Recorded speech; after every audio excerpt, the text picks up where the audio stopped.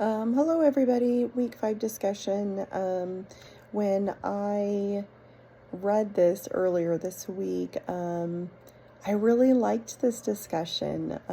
So I've never considered myself to be a super religious person because I wasn't exactly raised within a church. I do remember my grandpa Butler used to take us kids to church with him every Sunday, and it was I loved going to church with him, and it was a very small church. It was not, grand by any means, but it had nice windows. I know that sounds funny, but um, I felt like the windows looking back were like art, because they were the stained glass windows, and they had almost like a watercolor kind of design on them, and some of them had like an actual picture, like that it made when you put all of the window pieces together. But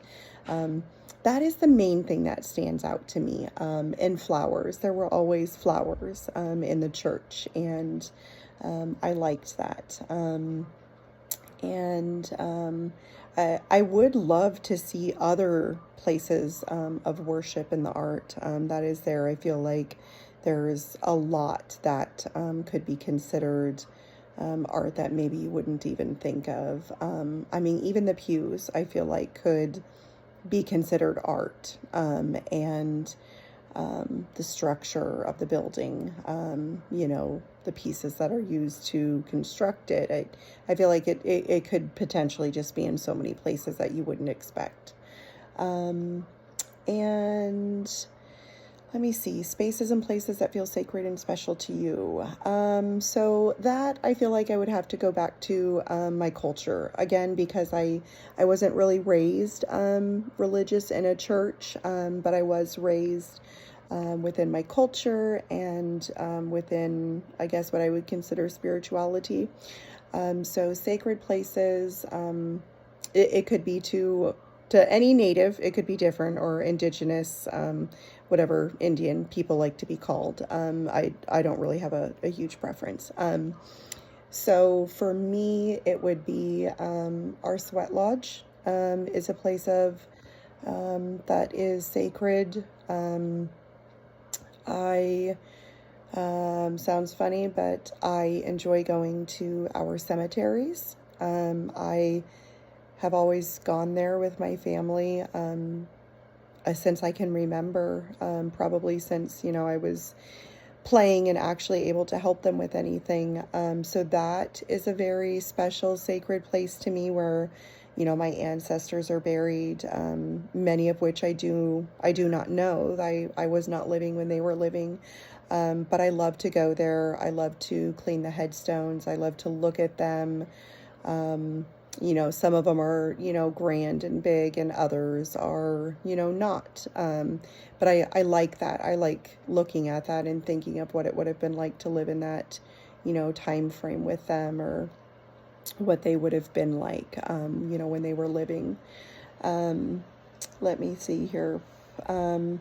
Our dance house is also a place that is very sacred to me, and I love going to it.